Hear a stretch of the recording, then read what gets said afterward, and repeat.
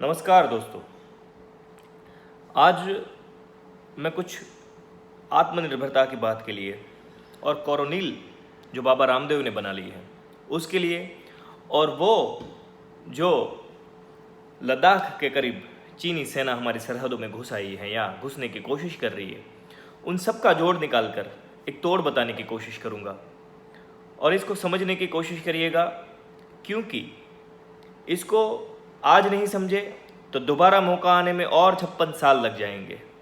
ख्याल रखना इस बात का, 1962 में जब भारत पर चीन ने हमला कर दिया था, तब सारा देश कविताएं करने लगा था, मत छेड़ो शेरों को,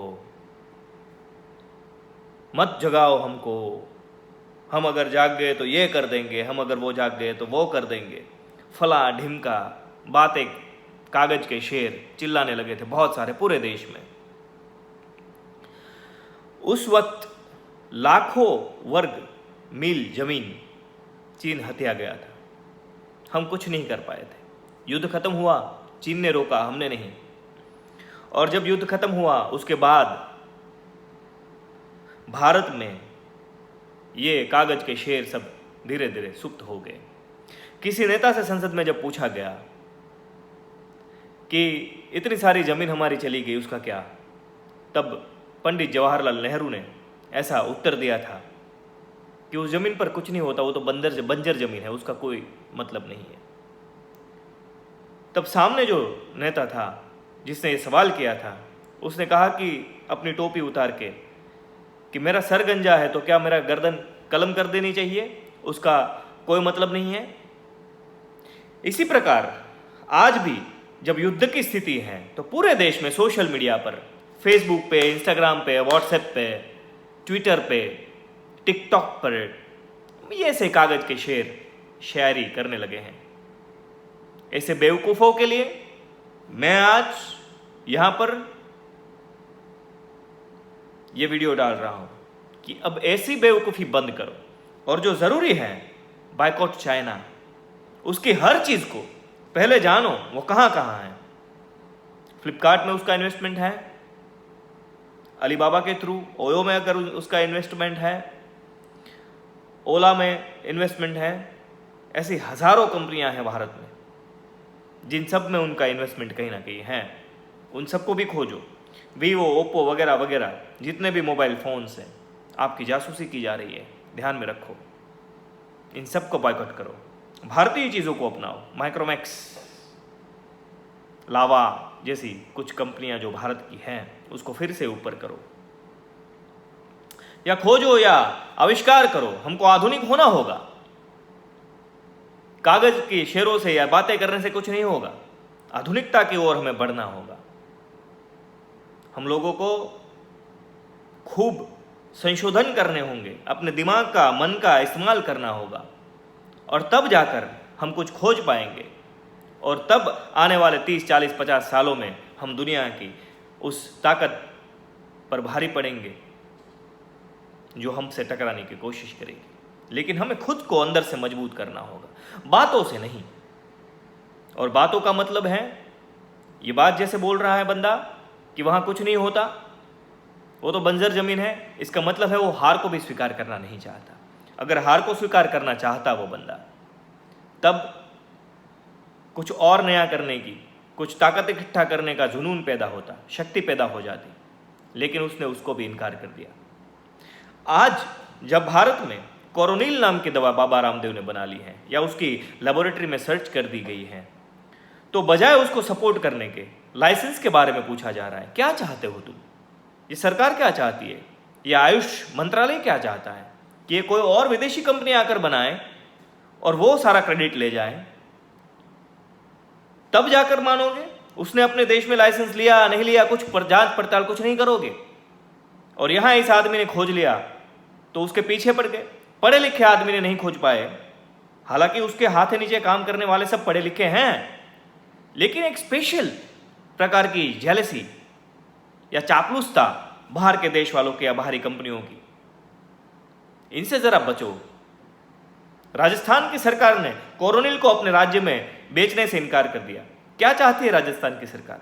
राजस्थानी लोग कोरोना से बाहर नहीं आए, मर जाए? यार कुछ तो समझो,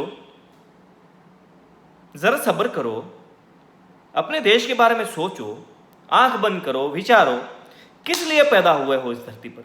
इसे बर्बाद करने को, लूटने के लिए, या सिर्फ कागज के बाग बन के टूटने के लिए, शेरो शायरी करने के लिए पैदा हुए हो, या कुछ करके भी दिखाना है? यार फालतू की गद्दारी बंद करो। इस देश का नमक खाया है, जरा सा 1% तो सोचो कि ये देश हमारा है, हमें इसके लिए मर मिटना है, हमें इसके लिए काम पे लग जाना है, बैठे बैठे आलसी भोंपू की तरह नहीं, किसी पप्पू पेजर की तरह नहीं। यार प्लीज, सॉरी टू से Pappu pager, he was work in Bollywood very good, but किसी एंदू फेंदू गांडू की तरह नहीं। प्लीज यार थोड़ा आगे बढ़ो, सोचो इस चीज को। भारत की सीमाओं में दुश्मन घुस आया है तो कागज के शेर मत बनाओ। सेना की अगर सपोर्ट ही करना है तो चाइना की हर एक चीज को बंद करो। भारत सरकार इसको नहीं बंद कर सकती क्योंकि WTO, वर्ल्ड ट्रेड ऑर्गेनाइजेशन, इसको बंद करने की परमिशन नहीं देती। हालांकि भारत सरकार टैक्स बढ़ा सकती है, लेकिन उस वक्त भी चाइना WTO के पास जा सकता है, तो हमको फिर से रोक हटानी होगी। लेकिन अगर भारत के लोग इसको नहीं चाहेंगे, इसको नहीं लाना चाहेंगे या उसको अपनाएंगे नहीं, सस्ती चीज़ों के पीछे नहीं भागेंगे और भारतीय चीज़ थोड़ी सी महंगी भले हो लेकिन वो खरीदेंगे, तो भारत में सारा रोजगार बढ़ेगा। हम सबके पास, मानो मेरी बात, हम सबके पास फॉरव्हीलर कार होगी, अच्छे घर होंगे, मकान होंगे, बंगले होंगे, जमीन होगी, जायदाद होगी, सब कुछ हमारे पास होगा। हो सकता है, आज ही हो सकता है, लेकिन उसके लिए हमको हमारे देश में बनी चीज़ों का उपयोग करना सीखना होगा। हमें टाटा की गाड़ी का उपयोग करना सीखना होगा, बजाय कि मर्सिडीज, मारुति वगैरह फलाना ढिकना सब कुछ। मारुति भी ले सकते हो, आधी भारतीय है। महिंद्रा ले सकते हो, फोर्स, लेकिन ये फोक्सवैगन, ये होंडा, ये टोयोटा, ये MG मोटर्स, ये किया, ये मर्सिडीज, ये BMW, ऑडी, फला ढिमका, जनरल मोटर्स की कार, फोर्स, कितनी सारी गाड़ियाँ। भारत में आज लगभग 30 से ज़्यादा फोर व्हीलर की कंपनियां हैं। सबको बंद करो और भारत की कारों को लो, तब भारतीय कारों की कंपनियां बढ़ेगी, बढ़ चढ़ कर दुनिया भर में आगे बढ़ेगी। लग्जरियस कार लेनी है तो आज Jaguar, land rover, range rover भारतीय मालिकी की है, टाटा की मालिकी की है, उन्हें खरीदे। आज टाटा बहुत अच्छी गाड़ियां बना रहा है। हैरियर सुंदर कार है, मजबूत है, अच्छी खासी उसमें एसेसरीज दी गई है। हालांकि मैं छोटी छोटी बातों में इन सब चीज़ों का वखान करने नहीं जाऊंगा, लेकिन भारतीय चीज़ों को अपनाओ। भारतीय कंपनियां बैठी है बहुत सारी, भारतीय कंपनियां खड़ी हो जाएगी। तुम डिमांड तो करो कि हमको इंडियन चीज़ चाहिए, मेड इन इंडिया चाहिए या भारतीय ही 100% चाहिए। तुम डिमांड तो करो, डिमांड होगी तो सप्लाई हो जाएगी। आज मास्क की डिमांड हुई है, भारत में शायद दुनिया के सबसे ज़्यादा मास्क प्रोडक्शन हम बन गए हैं, मास्क का प्रोडक्शन करने वाला देश हम बन गए हैं। PPE किट भारत में एक भी नहीं बनती थी, आज दुनिया के दूसरे नंबर से हम लोग PPE किट का उत्पादन कर रहे हैं। सैनिटाइजर आज गली गली नुक्कड़ नुक्कड़ में बिकने लगा है और सस्ते से सस्ता, शायद दुनिया में सबसे सस्ता सैनिटाइजर आज भारत में बिक रहा है। क्यों? डिमांड शुरू हुई तो सप्लाई हो ही जाएगी। लोग बैठे हैं, तुम मांगो तो। धरे के धरे हाथ पर हाथ रखकर मत बैठे रहो। ये फालतू के इंस्टाग्राम, व्हाट्सएप, टिकटॉक, यूट्यूब, फला ढिमका पे वीडियो बनाना छोड़ो, और बनाना ही है तो कुछ ऐसा बनाओ कि देश को सपोर्ट कर पाओ। फालतू का मैं ये कर दूंगा, मत छेड़ो हम शेरों को। क्या छेड़ो? ऑलरेडी छिड़े हुए हो, बिछड़े हुए हो, पिछड़े हुए हो। कौन छेड़ेगा तुमको? कौन गोबर में हाथ डालना चाहेगा? अपने आप उछल उछल कर बोल रहे हो मत छेड़ो। हाँ, पागल हो? जरा सोचो, थिंक अबाउट इट। सोचो तो, असली बात सुनना ही कौन चाहता है? बेवकूफ भरी वो टिकटॉक फिकटॉक पे कोई एक्टर एक्ट्रेस जो तुच्छ सा व्यक्ति आकर यूं कमर हिला देगा, कुल्ले हिला देगा, तो पीछे भागने लगोगे। यार क्या है, लाइक शेयर फॉरवर्ड सब कुछ कर लोगे, और असली बात को सपोर्ट कोई नहीं करना चाहेगा। कौन फैलाएगा इन बातों को? मर गई है आत्मा तुम्हारी, जरा जागो मेरे प्यारों, मेरे यारों, मेरे देशवासियों, जरा सा तो सोचो। यहां हम भाषाओं के नाम से मरने लगे हैं, धर्म के नाम से मर मिटते हैं, एक दूसरे को काट देते हैं।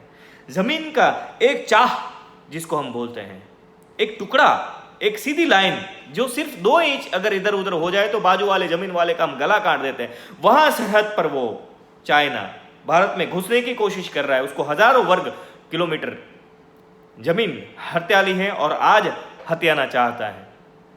तब हम कुछ नहीं कहेंगे क्या? काट डालो उन लोगों को।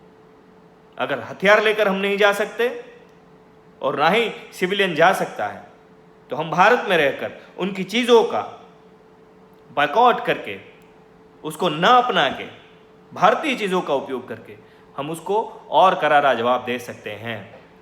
5 लाख करोड़ का बिजनेस होता है चाइना का भारत में, और हम चाइना में सिर्फ 50,000 करोड़ का माल बेच सकते हैं। इतना बड़ा खाद है, इतनी बड़ी खाड़ी है यूं दोनों देश के इकोनॉमी में। तो सिर्फ हम अगर उससे लेना बंद कर देंगे और भारतीय चीज़ों का उपयोग करना बंद कर देंगे, तो एक चीज़ सोचो कि 5 लाख करोड़ का माल भारत में ही बनेगा, भारत में ही बिकेगा। तो इकोनॉमी में आज जो हमारा टोटल बजट जो है वो 15, 18 से या 20 लाख करोड़ का है, वो बजट बढ़कर और 5 लाख करोड़ हो जाएगा। फॉरेन रेवेन्यू हमारी बढ़ती जाएगी, बाहर नहीं जाएगी रेवेन्यू। फॉरेन रिजर्व करेंसी वो भारत में ही रहेगी। और हम देखते ही देखते सिर्फ 10 या 15 सालों में, आज हम 5वें स्थान पर इकोनॉमी में हैं दुनिया के नंबरों में, वो हम सिर्फ 10 या 15 सालों में दूसरे या तीसरे हो जाएंगे। थिंक अबाउट इट, मानो मेरी बात।